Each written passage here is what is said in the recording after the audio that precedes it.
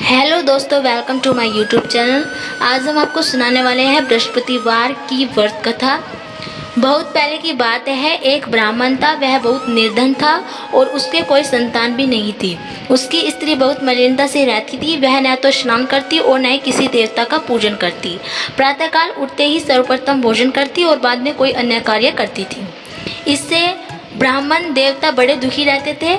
बेचारे बहुत कुछ कहते भी थे, किंतु उसका कोई परिणाम नहीं निकलता। भगवान की कृपा से ब्राह्मण की स्त्री को कन्या रूपी रत्न पैदा हुआ और वह कन्या अपने पिता के घर में बड़ी होने लगी। वह बालिका प्रातः स्नान करके भगवान की पूजा करती थी और प्रत्येक बृहस्पतिवार को व्रत करती। अपने पूजा पाठ को समाप्त करके स्कूल जाती तो वह अपनी मुट्ठी में जौ भरकर ले जाती और पाठशाला के मार्ग में डालती जाती। बाद में वे जौ स्वर्ण के रूप में परिवर्तित हो जाते। लौटते समय उनको बीनकर घर ले आती थी। एक दिन वह बालिका सूप में उन सोने के जौ को फटक कर साफ कर रही थी। उसके पिता ने देख लिया और कहा, बेटी, सोने के जौ को फटकने के लिए सोने का सूप होना चाहिए। दूसरे दिन गुरुवार था। कन्या ने व्रत रखा और बृहस्पतिवार के दिन बृहस्पति देव से प्रार्थना करके कहा, हे प्रभु, मैंने आपकी पूजा सच्चे मन से की हो तो मेरे लिए सोने का सूप दे दो। बृहस्पति देव ने उसकी प्रार्थना स्वीकार कर ली। रोजाना की तरह वह कन्या जौ फैलाती हुई जाने लगी। जब लौटकर जौ बीन रही थी तो बृहस्पति देव की कृपा से सोने का सूप मिला। उसे वह घर ले आई और उससे जौ साफ करने लगी, परंतु उसकी माँ का वही ढंग रहा। एक दिन वह कन्या सोने के सूप में जौ साफ कर रही थी। उस समय वहाँ के राजा का पुत्र उसके घर के सामने से निकला। उस कन्या के रूप के और रंग को देखकर वह मोहित हो गया तथा अपने घर आकर भोजन तथा जल त्याग कर उदास हो लेट गया। राजा को इस बात का पता लगा तो अपने मंत्रियों के साथ उसके पास आए और बोले, हे बेटा, तुम्हें किस बात का कष्ट है? किसी ने अपमान किया है अथवा कोई कारण है, सो कहो।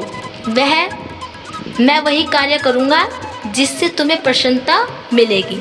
अपने पिता की बातें सुनकर राजकुमार बोला, हे पिताजी, मुझे आपकी कृपा से किसी भी बात का दुख नहीं है।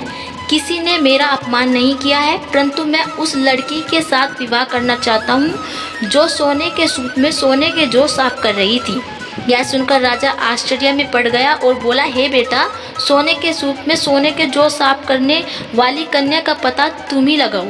मैं उस कन्या के साथ तुम्हारा विवाह अवश्य ही करवा दूंगा। राजा से ऐसा आश्वासन पाकर राजकुमार ने उस लड़की के घर का पता लगाया।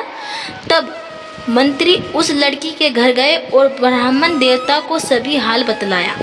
ब्राह्मण देवता राजकुमार के साथ अपनी कन्या का विवाह करने के लिए तैयार हो गए। विधि विधान के अनुसार ब्राह्मण की कन्या का विवाह राजकुमार के साथ हो गया। कन्या के घर से जाते ही पहले की भांति उस ब्राह्मण के घर में गरीबी का निवास हो गया। अब भोजन के लिए भी अन्न बड़ी मुश्किल से मिलता था। एक दिन दुखी होकर ब्राह्मण देवता अपनी पुत्री के पास गए। बेटी ने पिता की दुखी अवस्था को देखा और अपनी माँ का हाल पूछा। तब ब्राह्मण ने सभी हाल कहा।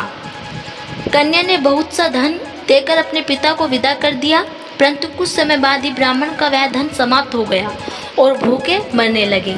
ब्राह्मण फिर अपनी कन्या के वहाँ गया और सभी हाल बताया। तब लड़की बोली, हे पिताजी, आप माता जी को यहाँ ले आओ। मैं उन्हें विधि बता दूंगी जिससे गरीबी दूर हो जाएगी।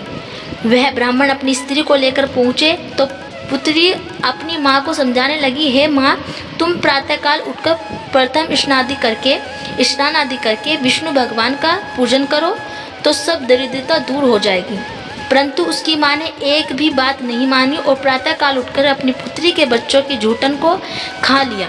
एक दिन उसकी पुत्री को बहुत गुस्सा आया और एक कोठरी से सभी सामान निकाल लिया और अपनी माँ को उसमें बंद कर दिया। प्रातःकाल उसमें से निकाला तथा स्नान आदि करा के पाठ करवाया तो उसकी माँ की बुद्धि ठीक हो गई। फिर वह प्रत्येक बृहस्पतिवार को व्रत रखने लगी। इस व्रत के प्रभाव से उसकी माँ भी बहुत ही धनवान तथा पुत्रवती हो गई और बृहस्पति जी के प्रभाव से जीवन में सभी प्रकार के सुख भोगकर अंत में उन दोनों को स्वर्ग की प्राप्ति हुई। तो दोस्तों, अगर आपको हमारी ये वीडियो पसंद आई हो तो वीडियो को लाइक और चैनल को सब्सक्राइब करना ना भूलें।